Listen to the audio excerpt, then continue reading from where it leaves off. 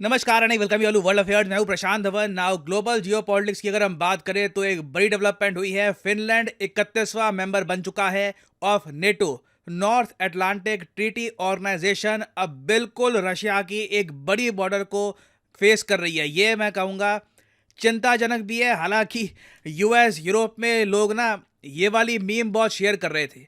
इस मीम में लिखा हुआ है कि इस तरीके से एक देश नेटो ज्वाइन करता है हंसी खुशी के साथ इनके हिसाब से, और फिर नीचे यहाँ पर ये लिखते हैं कि इस तरीके से एक देश रशिया को ज्वाइन करता है जब रशिया अपने टैंक्स भेज देता है। तो नेटो वेस्टर्न कंट्रीज फिनलैंड की मेंबरशिप को एक बड़ी विक्ट्री मान रहे हैं। रशिया की बॉर्डर पे एक बड़ा इंपॉर्टेंट देश, यहाँ पर नेटो के सोल्जर्स रहेंगे और नेटो के जो हेडक्वार्टर्स हैं बेल्जियम देश में, वहाँ पर इस तरीके से फिनलैंड का झंडा ऊपर किया गया बाकी नेटो कंट्रीज के साथ। ये आपके सामने हिस्टोरिक सीन्स हैं।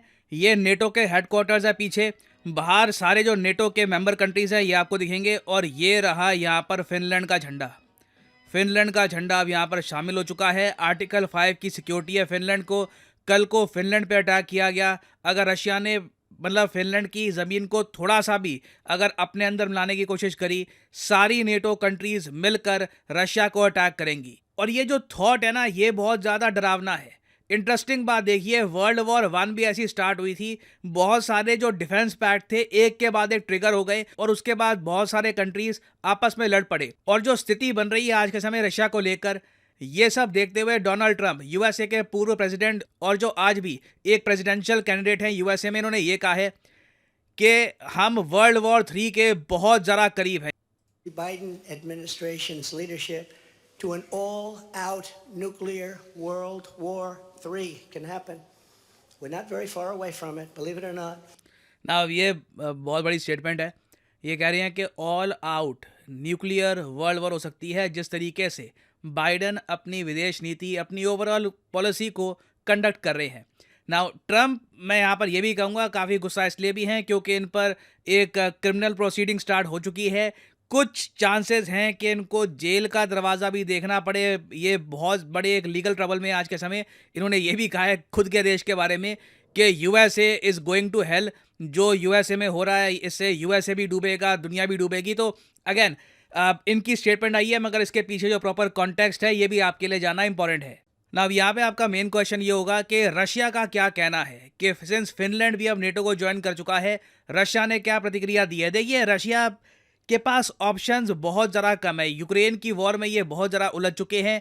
इन्होंने कहा तो है कि हम रिटेलिएशन करेंगे, कि हम कुछ ना कुछ जवाबी कार्रवाई करेंगे। वो जवाबी कार्रवाई क्या होगी we do not know. Russia NATO से लड़ नहीं सकता। आई मीन, अगर जिस दिन रशिया ने ठान लिया कि नेटो के साथ ये वॉर करेंगे, उस वक्त ट्रंप की बात सच हो जाएगी। जेन्युइनली हमें एक न्यूक्लियर वर्ल्ड वॉर 3 देखने को मिलेगी। अभी के लिए जहाँ तक मैं देख पा रहा हूँ, रशिया बस टॉन्ट कर रहा है फिनलैंड को। रशिया के सरकारी मीडिया आउटलेट ने यह पोस्ट किया था ट्विटर पे। हैरी पॉटर की एक क्लिपिंग है, यहाँ पर ड्रेको मॉल्फॉय वोल्डेमॉर्ट से गले मिलेगा।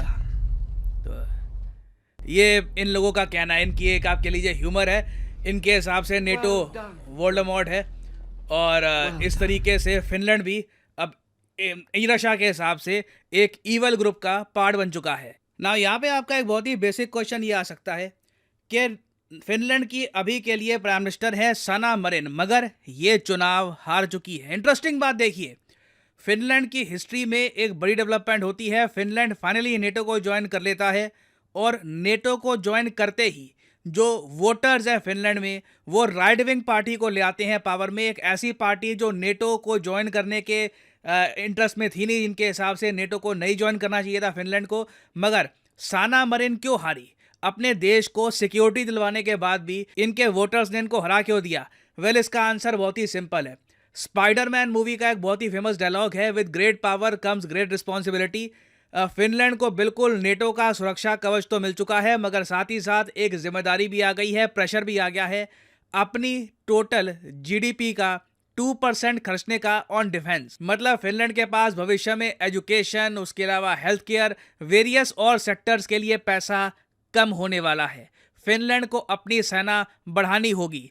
नेटो कोई ऐसा नहीं है कि ऑलरेडी कोई बनी हुई आर्मी है, वो बस बाकी कंट्रीज की रक्षा करती है। नेटो कलेक्टिवली एक ग्रुप की तरह काम करता है। सारी नेटो कंट्रीज अपनी आर्मी हमेशा फंडेड रखती है, रेडी रखती है कि कल को कहीं पर भी इनको कोई ऑपरेशन करना हो, मिलिट्री में कहीं पे वॉर में लड़ना हो, तो सारी कंट्रीज मिलकर कंट्रीब्यूट कर पाए। तो फिनलैंड जो बहुत लंबे समय से वर्ल्ड हैप्पीएस्ट कंट्री था, अब कोई बड़ी बात नहीं है आज से 3-4 साल बाद इनकी हैप्पीनेस भी कम हो जाए, क्योंकि बहुत सा पैसा इनको मिलिट्री पे खर्चना पड़ेगा। और वैसे आप अगर रशिया के पर्सपेक्टिव से सोच कर देखो तो फिनलैंड नेटो को अब जो ज्वाइन कर चुका है ना, तो कल को मॉस्को पे जो अटैक हो सकता है नॉर्थ से, ये ज़्यादा डेंजरस है। मान लीजिए यूक्रेन नेटो को ज्वाइन कर लेता ना, तो यूक्रेन से अगर मान लीजिए टैंक्स मॉस्को जो यहाँ पे आपको मिलेगा, यहाँ पर अगर बढ़ रहे होते तो टाइम लगता। फिनलैंड मॉस्को सेंट पीटर्सबर्ग के बहुत ज़्यादा करीब है, तो रशिया ने आप कह लीजिए लाहे खातिर मूल गंवाया है। एक बार को इन्होंने यूक्रेन पर बहुत ज़्यादा फोकस दे दिया, या फिर आप कह लीजिए इनडिसाइसिवनेस थी। मैं यही कहूँगा, रशिया ने कभी अपनी फुल फोर्स का इस्तेमाल किया नहीं यूक्रेन में, हमेशा यूक्रेन को अंडर एस्टिमेट किया कि ये लोग टैंक्स देखकर, मिलिट्री इक्विपमेंट देखकर डर जाएंगे, ये लोग सरेंडर कर देंगे, जैसे अफगानिस्तान की मिलिट्री ने किया था तालिबान को देखकर। मगर इन लोगों ने फाइट दी, ये लोग लड़े अपने देश के लिए, और उसके बाद भी रशिया ने कभी अपनी फुल फोर्स, अपनी आप कह लीजिए रूथलेस जो फुल फोर्स है, ये यूक्रेन में दिखाई नहीं है। और बिल्कुल रशिया के लोग डेफिनेटली अपनी सरकार से क्वेश्चन पूछेंगे कि फिनलैंड और कोई बड़ी बात नहीं है, आज से कुछ महीनों बाद स्वीडन भी नेटो का जो मेंबर बन जाएगा। ये क्या एक रशिया के लिए जियोपॉलिटिकल डिजास्टर नहीं है कि यूक्रेन को रोकने के लिए गए थे फ्रॉम ज्वाइनिंग नेटो, इस सब में अपनी इकोनॉमी को डेवस्टेट कर दिया, दुनिया भर के सैंक्शंस खुद पर लगा दिए, और एंड में हुआ क्या? अगर यूक्रेन नेटो का मेंबर नहीं बन पाया, यूक्रेन को 2 नए मेंबर मिलने वाले हैं। एक फिनलैंड बन चुका है मेंबर, स्वीडन भी बहुत ही जल्द मोस्ट प्रॉब्ली टर्की के अप्रूवल के बाद एक मेंबर बन जाएगा। तो रशिया की आप अगर जियोपॉलिटिकल पर्सपेक्टिव से देखें तो ये एक बहुत ही बड़ी हार है। मगर मैं इसलिए ये कहूँगा कि रशिया अब सराउंड हो चुका है बुरी तरीके से, और यूरोप में जो एक इम्पेंडिंग वॉर होने वाली है, बहुत लंबे समय से यूरोप में एक बड़ी वॉर नहीं हुई है, उसका खतरा मैं कहूँगा कि धीरे धीरे बढ़ता जा रहा है। जब एक वॉर होगी, it will be a massive war. और नेटो का जो एक्सपेंशन है ये यहाँ तक नहीं रुकेगा।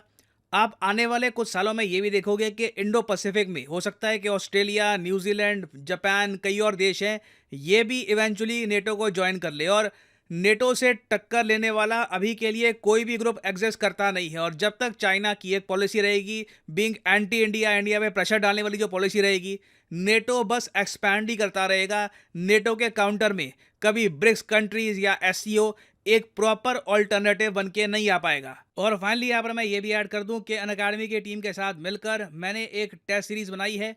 ये टेस्ट सीरीज लाइव हो जाएगी, स्टार्ट हो जाएगी 7 अप्रैल से। तो आपके पास कुछ ही दिन बचे हैं इस टेस्ट सीरीज में एनरोल करने के लिए। यूपीएससी प्रीलिम्स में आपको काफ़ी हेल्प मिलेगी इस टेस्ट सीरीज से। तो यहाँ पे आप देख पाओगे, आपको लिंक मिलेगा, इस लिंक पे यहाँ पे आपको करना है क्लिक, और यहाँ पे आप ये टेस्ट सीरीज कर सकते हैं परचेज। मगर जो यहाँ पे प्राइस लिखा है ये पे करने की जरूरत नहीं है, सिंपली यहाँ पे कोड डालो PD10 और अपने आप प्राइसेस कम होना स्टार्ट हो जाएंगे। The prices will fall and you will be able to save a lot of money. So use the code PD10 and save money. इसी नोट के साथ यह वीडियो का अंत। Thank you for listening and as always God bless you all.